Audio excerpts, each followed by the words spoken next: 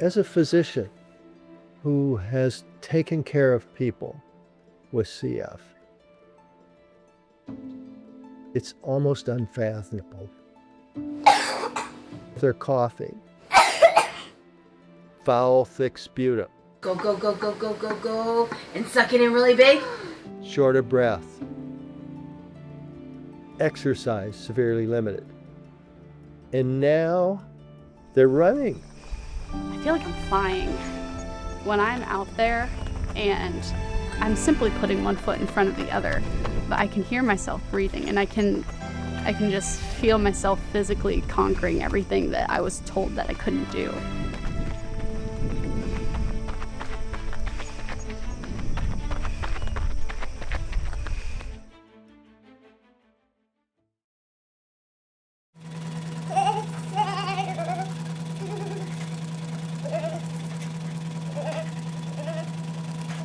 Yay, Gracie! Hi, Andrew. Good Gracie. No, shut it up for a minute, Grant. Gracie, what's the sheep say? When you hear your child has a disease, a genetic disease that you are not familiar with, you know, all the sirens go off in your head thinking, you know, what does this mean? And what's life going to look like at this point? Go! Go, go, go, go, go. And suck it in big. And rest. Wow, good work there. My childhood seemed normal to me, as any kids would be. You just think everybody goes through the same things until you're old enough to realize that they don't. Well, a lot of people, once they try it on, they think this is so fun. But there's a lot of stuff I'd rather be doing than doing this twice a day. Before we had the vest, there'd be 2 rubber pink paddles that my mom and dad would beat you with. We had to pound on her chest to give her, to percuss her chest to help her to break up the mucus. And it was just overwhelming at that moment in life. And a new normal started for us.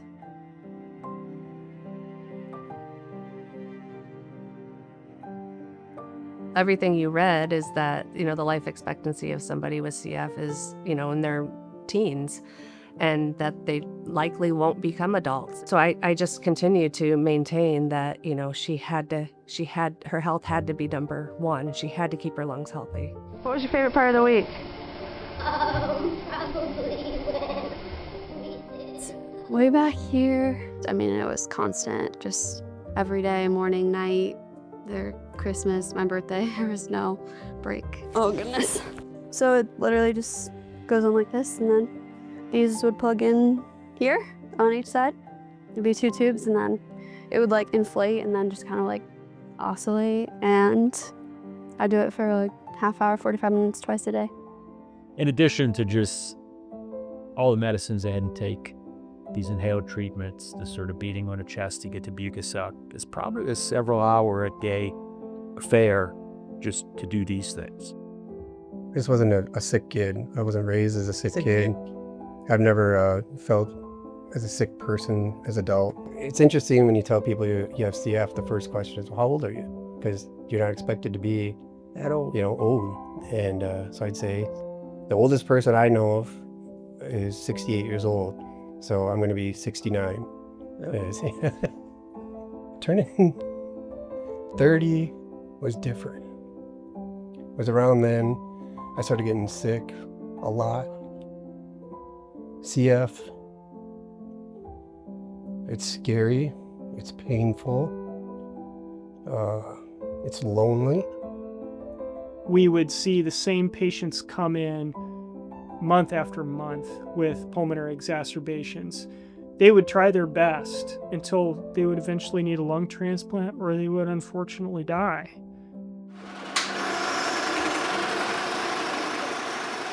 When I was in 8th grade, I sat upstairs on my iPad looking up the average lifespan of a person with cystic fibrosis, and all the articles said something different, but I really clung on to the one that said 32 years old. And I was devastated. I was terrified. I was trying to figure out if college was even a realistic option. not necessarily graduating, but trying to understand how I could go through 4 years of college, be married, start a family, like live out all these big ambitions that I had with such little time.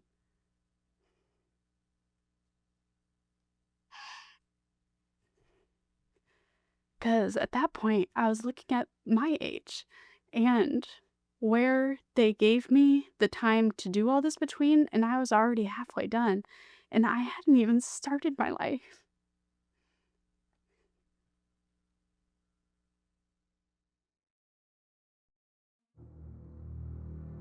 Woe to the child which when kissed tastes salty.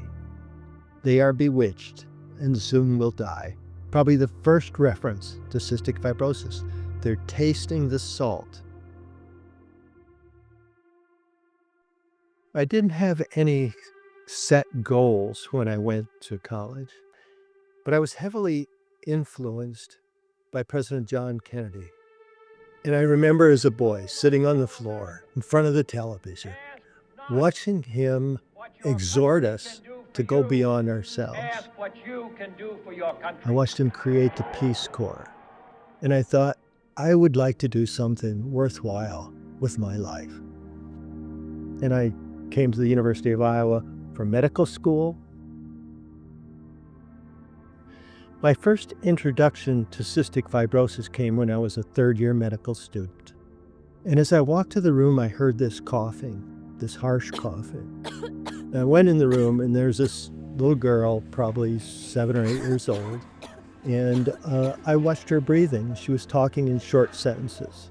I could see her using her chest muscles. I could see the neck muscles that she was using to breathe. And so I learned what she had to do every day to try to take care of herself. I learned of all the things she couldn't do. And then the most sobering aspect of that was when we left the room and we talked to the attending physician. And he told us she probably wouldn't make it to her teens. And if she did, she wouldn't make it out of her teens. And she's burned in my memory. She'll be with me my whole life. Then as a faculty, when I came back and I was doing this curiosity-driven research, I was also starting to take care of people with CF on the wards as their physician. And I began to think maybe I could make a difference for these people by just trying to understand what was wrong. During that training time, I'd gotten interested in how the lungs move salt and water into the airways. Get a bacterial infection or get a virus, you're making mucus. And I was interested in how the cells and the lining of the airways do that. We've known for a long, long time that CF sweat has too much salt. That was the basis of the diagnostic test. When he was little and he would sweat, he'd have a salt bind all the way down. Yeah, my hats were always stained white. And I thought, I wonder if in the lung, we also have a difficulty moving chloride. Made it contract. Yeah, I mean, that's what I wondered. Do you ever see them that contracted? And we learned that in the airway, the cells couldn't secrete chloride. They couldn't move chloride out into the lumen. Turns out how salt and water moves in certain cells in your body makes a huge difference in how those organs work. In your lungs, the big problem that we run into is thick, sticky mucus, chronic infections, inflammation, and scarring and damage to the lungs that over time can lead to respiratory failure. And then in 1989, there was a turning point. Lakshit Choi and Francis Collins discovered the gene that's mutated in people with CF. What we knew was that the gene had been discovered and that they were working on treatments, but we had no idea, what the timeline was for those. One memory I have about the research and whatnot is talking to the principal and being excited to tell him that they had found the gene that caused cystic fibrosis. All of a sudden, you had the way to really understand it in a fundamentally different way. We had that gene. We had to say, well, can we turn it into a protein so we can study it? And we were excited to find that we could make this protein. It took about a year to do that, and it was a frustrating year.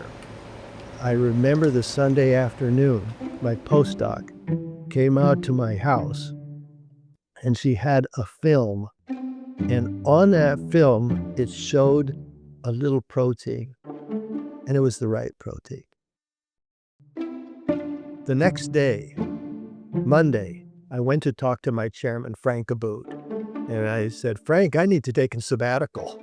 And he said, oh, yeah, you can do that. Well, when do you want to go? I said, tomorrow. And he said, where? And I said, my lab. And I need to do nothing else but focus on this problem right now. And we made some models, and we took some chances and some risks, and it paid off. Okay, I'm going to move on to the next plate. Okay, CFTR allows chloride ions to move through, and it helps to regulate salt on the airway surface. It's a channel. It's like a little pore. Chloride flows through it. But then we want to know, how's it broken in cystic fibrosis?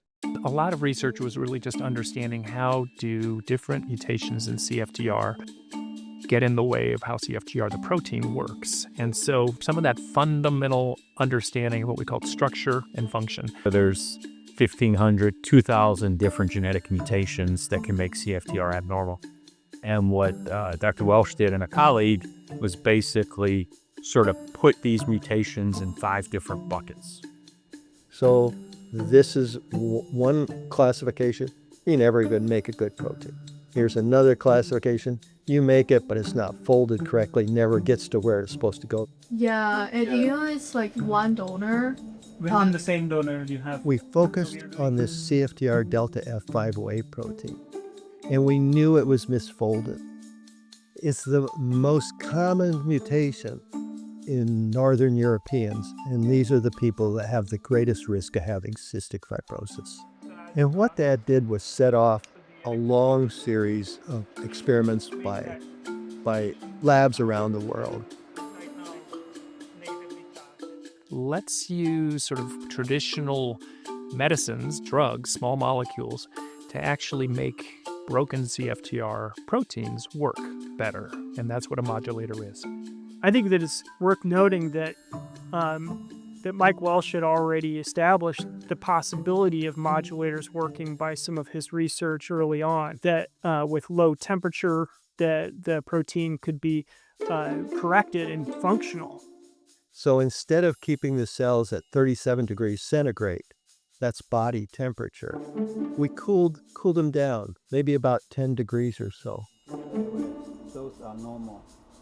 And we tracked CFTR. We watched it move through the cell. It was so exciting because it said, it's not completely broken. Just lowering the temperature a little bit. And there it's moving. And the second thing is even more exciting.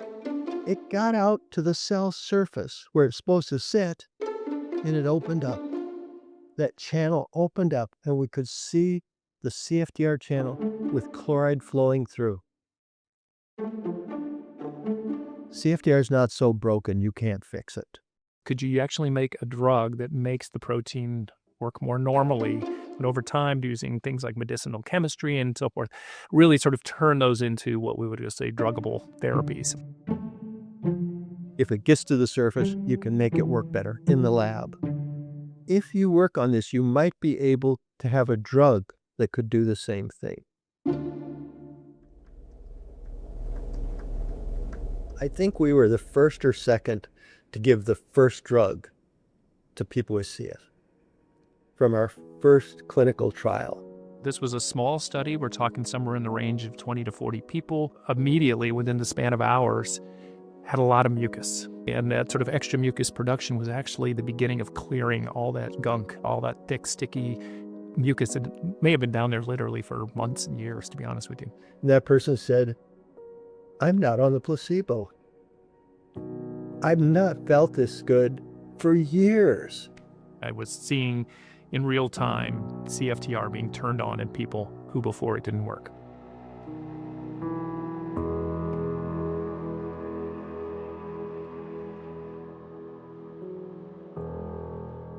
Really, over the next decade, was really taking that concept and bringing it to more common CF-causing mutations. So the molecules that were identified and became drugs would actually bind to the CFTR, help it get in the right shape, and then it could go do its job and be activated by a second medication. That sort of combination of drugs is what Trikafta is.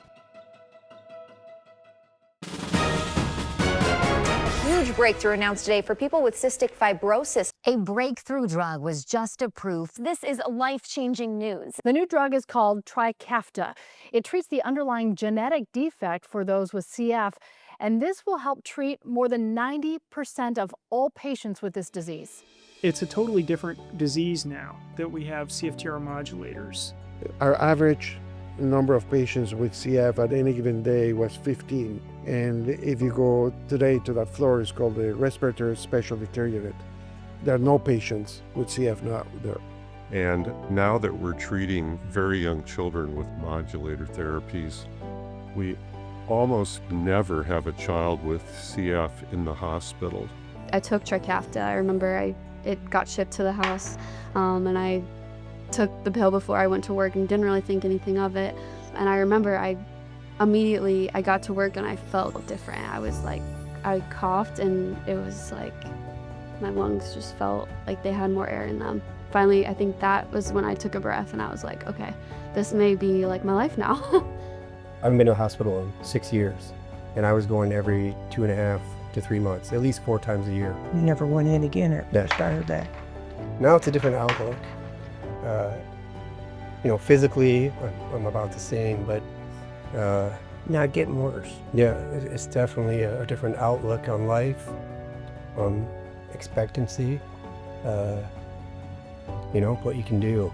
Trikafta was definitely one of the first medications that I truly understood the weight of it and the impact it could have on my future. It has an effect that's immediate and it continues to get better over time. My shoes are a very important, almost representation of my running journey. And so I have my little medallions on the top of them, which they finished strong, which were a gift from my coach. All right, Grace, you got it. Her sophomore year really was when all the accolades started to come, because she was getting first at her cross-country meets. It's like every goal she sets, she works hard and she reaches them.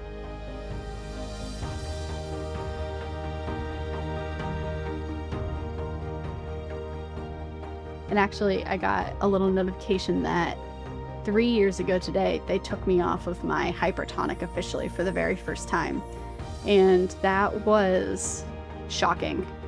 Something that I've done for the last, at that point, 16 years of my life. They just dropped it because they realized that I didn't need it with Trikafta.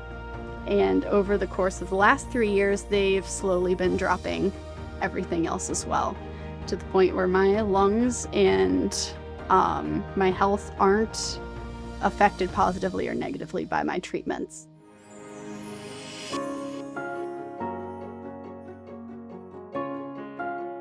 When she was 4 years old, I never would have pictured her being this healthy at 28. Yay! Yeah, just to have a baby that's completely healthy and just to even have a baby at all, I don't... He's kind of a miracle in and of itself, so... Yeah, it's Mama. Yeah. There she is in real person. Is that Mama? I can't say enough thank yous to really everybody, but especially Dr. Walsh and his team. I mean, I would not be here. My baby would not be here. My life is tenfold what it would be. And it's all thanks to them and the research and the CF Foundation. I can't, even say thank you enough times. These drugs are spectacular, but as with any drug, some people will have side effects. There is still a population of people with CF who do not have therapeutic benefit. About 10% of the people have a mutation where the protein is not made. But we've learned more and more about what these barriers are and how to overcome them. We have people who really devote a lot of their attention to gene therapy. That really is where the new frontiers of research lie. Putting the gene into the right cells is hard. Redosing people is even harder. I think we're getting closer in terms of our ability to efficiently deliver these tools, but it's still going to take more time in our model system. So gene therapy, in theory, is a single dose treatment. You could do a single gene therapy treatment and be able to express CFTR for many months, many years, and to be able to not have to take medicine every single day.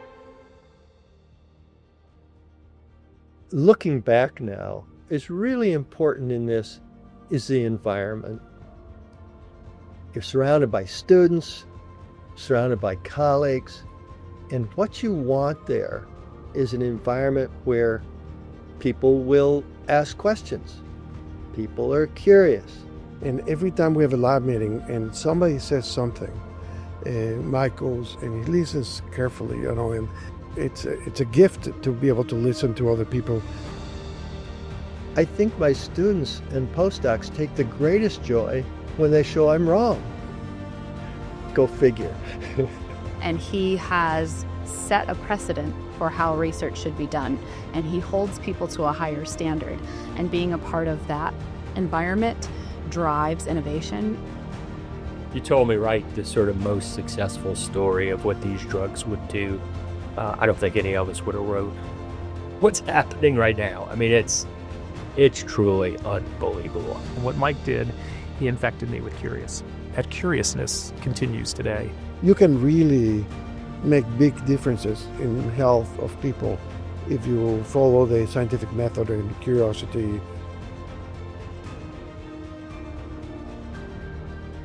The university environment is a key one. Where did our biotech industry come from? Comes out of universities. Where do the people who work in the companies get trained? They get trained in our universities. And the science there is so important. It's so changed people's lives. People are really seeing a future with themselves in it.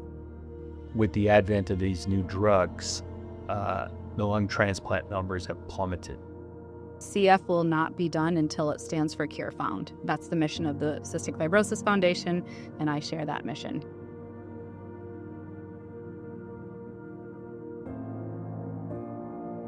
I can't thank anybody enough. No one could ever thank anybody enough